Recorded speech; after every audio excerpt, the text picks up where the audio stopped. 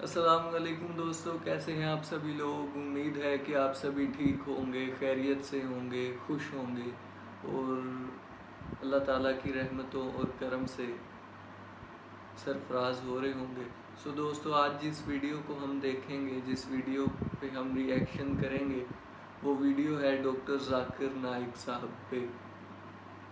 Doctor ذاکر صاحب کا جو مائنڈ ہے وہ اتنا فاسٹ کیسے ہے اور کس طرح سے وہ اتنی قرآن کی آیات، ان کے نمبرز، ان کی ہر چیز کہ یہ کتنے نمبر کی آیت ہے، ان کی دوسرے مذاہب کی، ہندوازم کی جو بکس ہیں ان کی وہ جب حوالے دیتے ہیں تو ان کو یہ بھی پتہ ہوتا ہے کہ یہ اس چیپٹر کے اس صفحے پہ اس پارٹ میں اتنے نمبر کی جو ہے یہ جو بات میں کر رہا ہوں، یہ اتنے نمبر کی لائن ہے، اس حد تک ان کو پتہ ہوتا ہے۔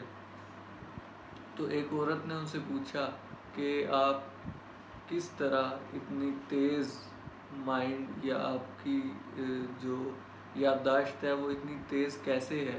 تو کیا آپ کے مائنڈ میں چپ لگی ہوئی ہے کمپیوٹر کے، اتنا مائنڈ آپ کا تیز اور یادداشت آپ کی تیز ہے؟ دوستو دیکھتے ہیں اس ویڈیو میں کہ کیسے ہے۔ Let's start. ناظرین، ڈاکٹر ذاکر نائک ہر لحاظ سے دوسروں سے مختلف ہیں۔ یادداشت، ذہانت اور مباحثے کی صلاحیت سے مالا مال۔ بولتے وقت مختلف مذہبی کتابوں کے حوالے ایسے دیتے ہیں جیسے سپر کمپیوٹر کھلا ہو۔ کتابوں کے ابواب کے نام اور آیات کے نمبر تیزی سے بتا کر آگے بڑھ جاتے ہیں۔ روایتی تعلیم میڈیکل کی اور تقابل ادیان کا مضمون شیخ احمد دیدات سے سیکھا۔ شیخ احمد دیدات فرمایا کرتے تھے کہ جو کچھ میں نے 40 سال میں جانا اور سمجھا، ڈاکٹر ذاکر نائک نے صرف 4 سال میں حاصل کر لیا۔ یہ ذاکر نائک پر اللہ کا خصوصی کرم ہے۔ اللہ کی دی ہوئی صلاحیتوں کو وہ اللہ کے دین کے لیے مختص کیے ہوئے ہیں۔ مگر کیا آپ نے کبھی سوچا ہے کہ ڈاکٹر صاحب کیسے اس مقام تک پہنچ پائے کہ بغیر کتاب کھولے سب کچھ فر دہرا دیتے ہیں؟ یہ سوال ایک خاتون اور ایک شخص نے مختلف مواقع پر کیے۔ انہوں نے پوچھا کہ ڈاکٹر صاحب، آپ کی یادداشت بہت کمال کی ہے، کیسے آپ اتنا کچھ یاد کر لیتے ہیں؟ اس مقام تک آپ کیسے پہنچے؟ This is the last question from Sister Vandana. Your memory and grasping is phenomenal. Is there any mention about better memory power? Doctor Zakir Naik نے کہا کہ لوگ پوچھتے ہیں کہ میرا حافظہ تیز ہونے کی وجہ کیا ہے؟ کیا قرآن کی کوئی آیت ہے جو یادداشت کے بارے میں ہو؟ کیا میں نے کوئی چپ اپنے دماغ میں لگوا رکھی ہے؟ اس کا راز کیا ہے؟ ڈاکٹر صاحب نے قرآن پاک کو ہاتھ میں پکڑا اور کہا کہ اس کا راز یہ قرآن ہے۔ میں جب بھی اپنے طلباء کو دعوت کا لیکچر دیتا ہوں تو ان سے 3 چیزوں کا کہتا ہوں۔ سورہ آل عمران میں لکھا ہے کہ اگر اللہ تمہاری مدد کرے تو کوئی تم پر غالب آنے والا نہیں، اور اگر وہ تمہارا ساتھ چھوڑ دے تو وہ کون ہے جو اس کے بعد تمہاری مدد کرے گا؟ اور اللہ ہی پر بس لازم ہے کہ مومن بھروسہ کریں۔ تو پہلا راز ہے اللہ تعالیٰ پر بھروسہ۔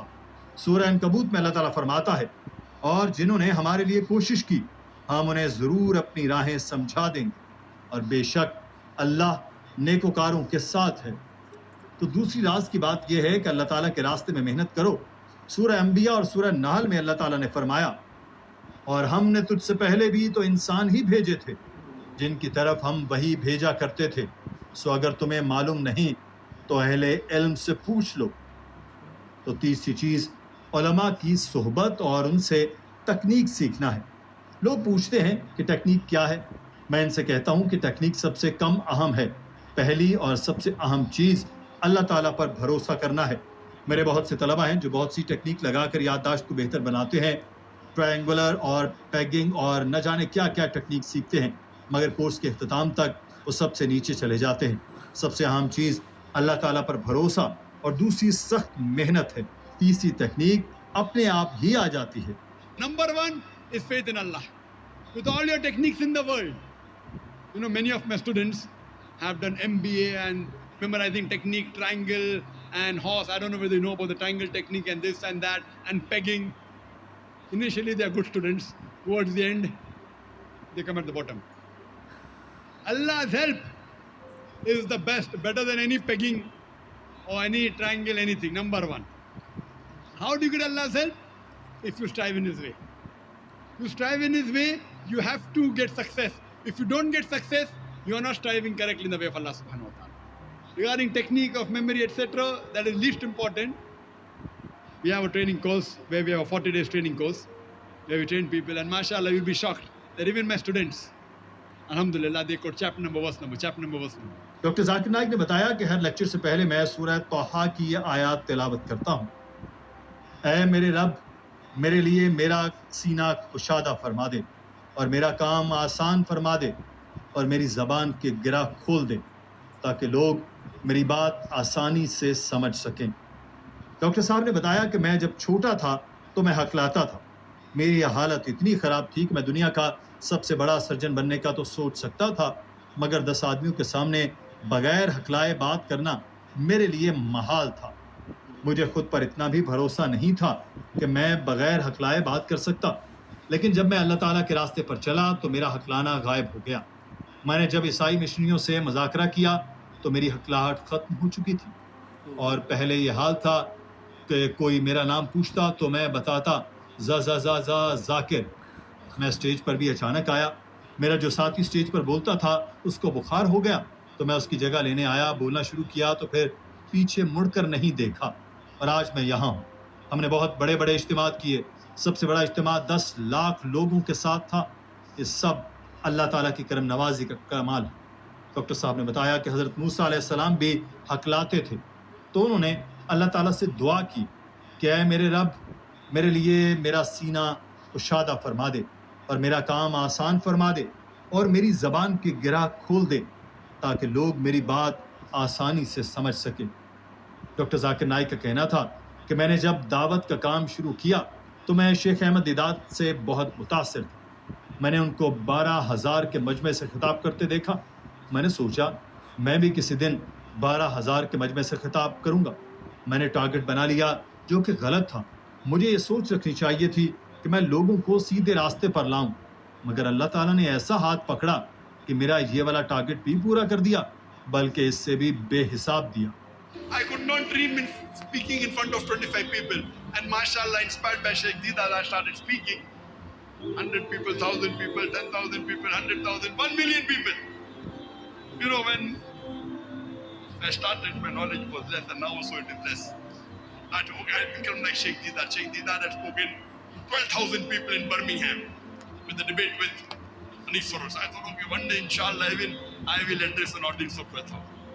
That was a wrong goal. I was very young. Then I realized that how many people you speak to is not your target, is not your goal. But Allah made me fulfill my wrong goal also. Doctor صاحب نے اپنے بچوں سے متعلق بتایا کہ میرے بچوں کی انگریزی میرے سے بہتر ہے. میں عربی زبان نہیں بول سکتا.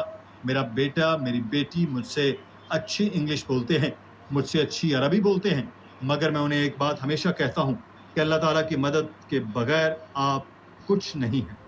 تو پہلے اللہ تعالیٰ کے راستے میں محنت کریں اور اس کی مدد حاصل کریں، پھر ہی آپ زندگی میں کچھ بن پائیں گے.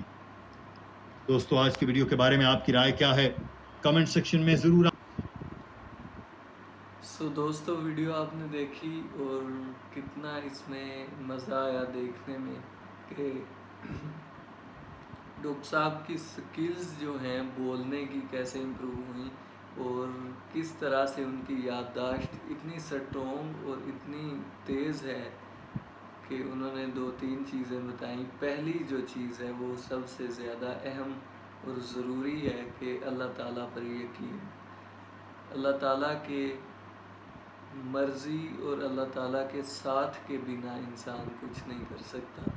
جو ڈاکٹر صاحب کی پہلی جو سب سے زیادہ، اسے آپ ٹیکنیک کہہ سکتے ہیں ہم یا جو بھی کہہ لیں، کہ اس کی وجہ سے ہی ڈاکٹر صاحب کامیاب ہوئے.